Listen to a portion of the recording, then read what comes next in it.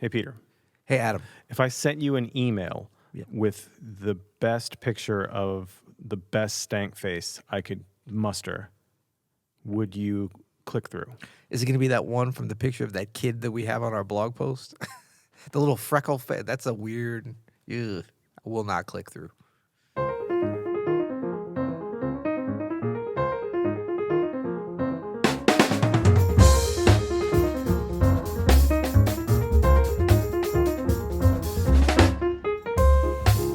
I'm Adam Maness. And I'm Peter Martin. And you're listening to the You'll Hear podcast. Daily jazz advice coming at you from St. Louis, Missouri. Oh, yeah. End of summer, end of August. Dude, what's up with the end of August weather here in St. Louis, Man, Missouri? Usually it's beautiful. like you want to jump into the river off a very high cliff. Right. And that's not going to be a cool river either. That's going to be a warm Mississippi, the big muddy Mississippi. I think some people don't understand how hot and humid it gets here in St. Louis. Like, it's legit. Not this week. No, the last couple weeks it's been like... That's the problem. I think there's a lot of people in town because of Labor Day and different things, and they're going to be like, oh, my God, this is so beautiful in the summer here. Yeah, no. Yeah. It's not.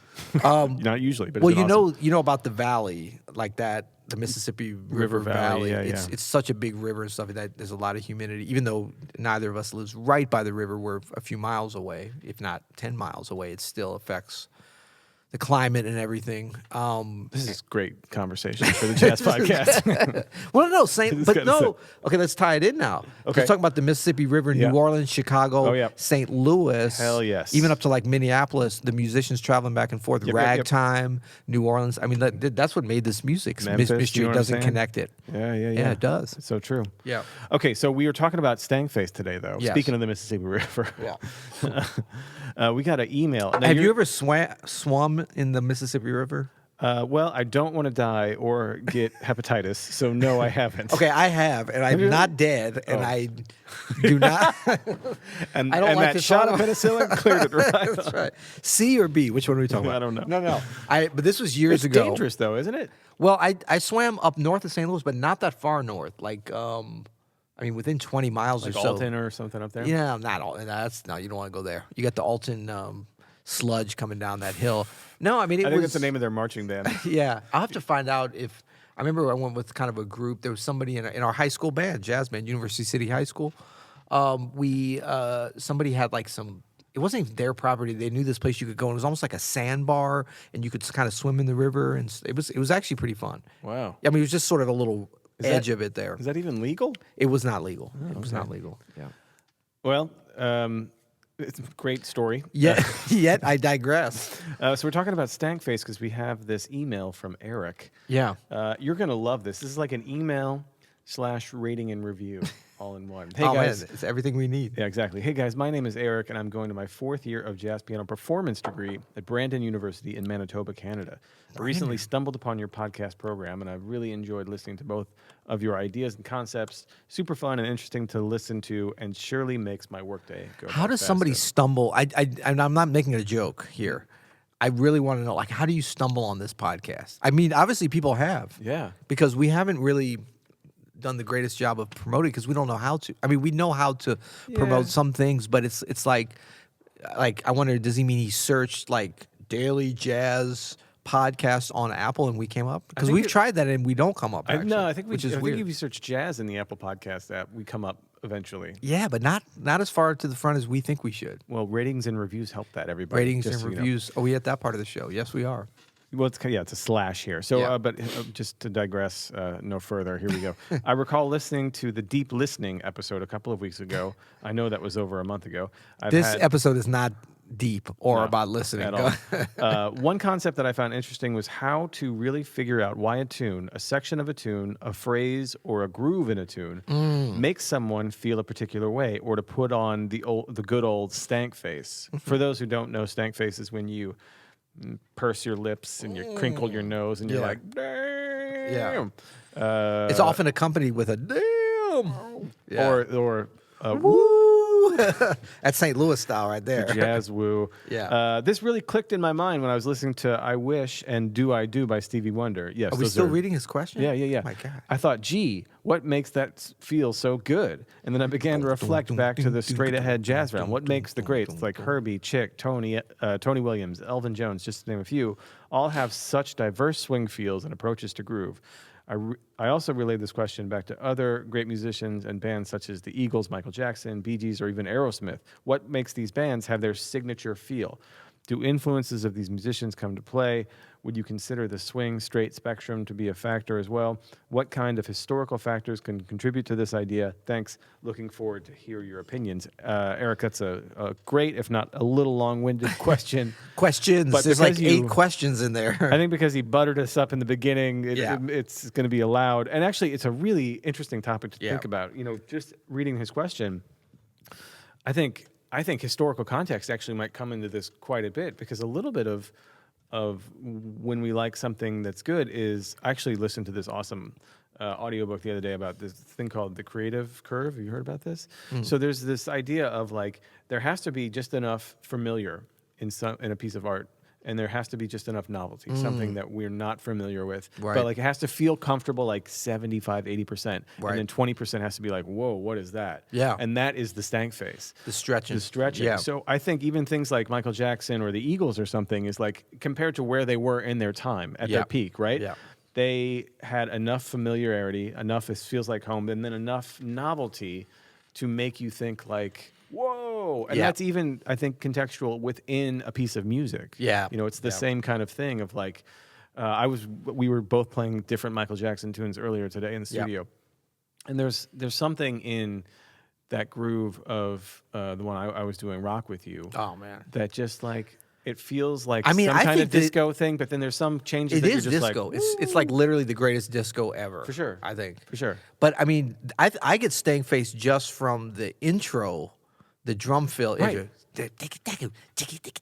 Bang. I mean, I'm like, woo. I mean, I'm already there. So There's something familiar about it, but it's a novel thing, Yeah. right? Compared to everything else around it. But that's the key, is compared to where it sits amongst Yeah. other pieces of art. So I think that there's man, there's so many different ways to look at this, but like it sounds like we're kind of gonna focus in on sort of the groove based ones. Sure. You know, I mean, there's definitely like stank face just from like a harmony being played in a certain way. But again, so this is the same this same concept of like, I'm doing something that you're expecting and it feels comfortable, and then I throw this curveball in the harmony, it. and that's the stank face. That's the novelty. That's the 15% Absolutely. novelty or whatever. Absolutely, and I think that might be the sort of bridge between all these different kind of, you know, call them stank face. I always think of that little kid, so I don't want to actually call it that. But you know, don't worry about it. But you know, these special moments, like I think there has to be a.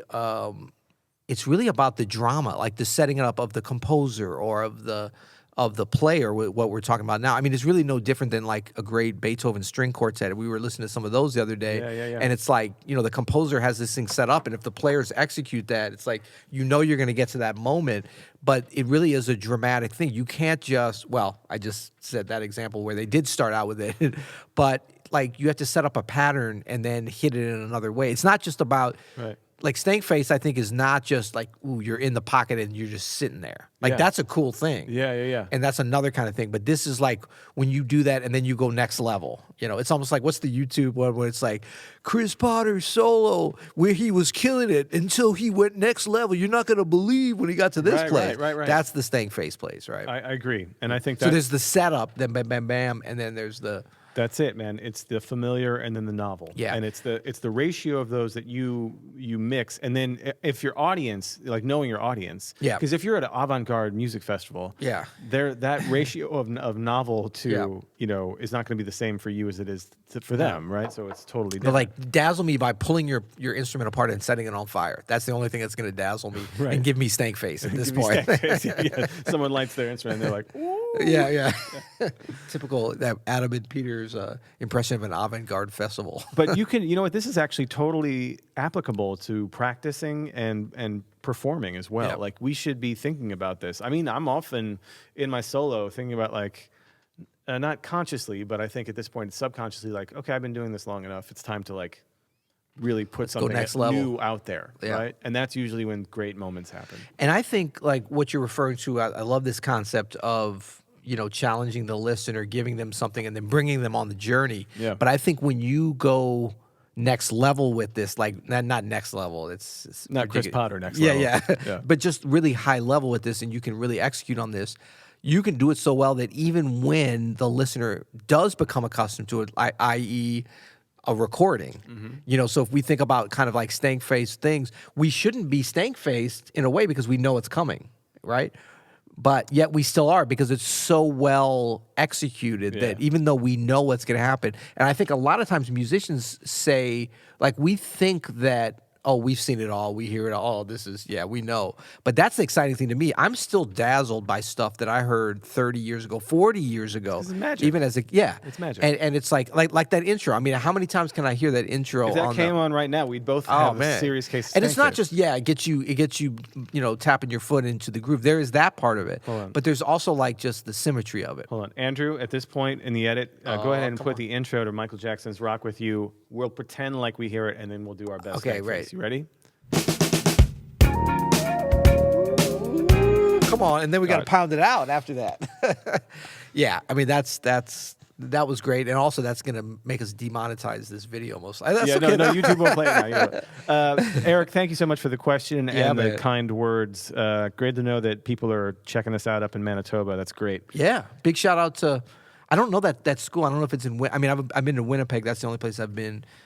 In Manitoba, but they've got a lot of great musicians. That's up such there. a great Canadian name for university, Brandon University. If someone said, "What's the name of the university in Manitoba that Eric goes to?" I would say Brandon. I don't even know it. Man, I heard a podcast this morning where they were talking about the guy who was being interviewed was Canadian, and the guy interviewing was like, "Man, you guys are always so nice, Canadians. Are there any like mean Canadians?" He's like, and the guy said, "Well." Basically the guy started describing some other Canadians. Like he's like, I was in Mexico on vacation and this group was kind of, but then he couldn't even really be mean to them. And the guy was like, look, even when you're talking about Canadians you don't like, you're still nice to them. Yeah. Big shout out to Canada. Love Canada. Yeah, for sure. BC, Ontario, and everything in between. Quebec. Yeah, well, yeah, Quebec. All right, well, good. So let's talk a little bit Open Studio today. Our sponsor, our main sponsor. Sponsored by our other sponsors are coming back, and we got some new ones coming too. We do? But Open Studio, yeah. We don't want to put it out there yet, but. You know what? Let's give a little love to our former sponsors. Yeah, we got because the we Oxford still American, Oxford American inaugural sponsor. Still love reading Still the love Oxford them. American. Yep.